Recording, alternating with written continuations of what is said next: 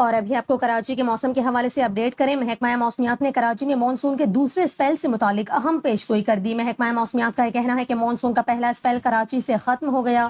محکمہ موسمیات کی جانب سے اپنے بیان میں کہا گیا کہ کراچی میں مطلع جزوی ابرآلود موسم مرطوب رہنے کا امکان ہے۔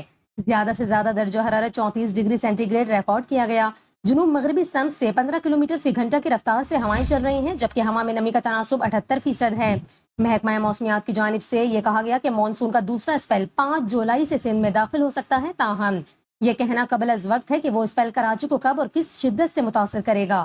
محکمہ موسمیات کے مطابق مانسون سیزن ستمبر تک جاری رہے گا اور اس دوران مانسون میں طویل وقفہ اور کم وقفے سے اسپیلز آئیں گے۔ شہر میں فی الوقت بادلوں کا بسیرا ہے اور مطلع ابر آلود ہے۔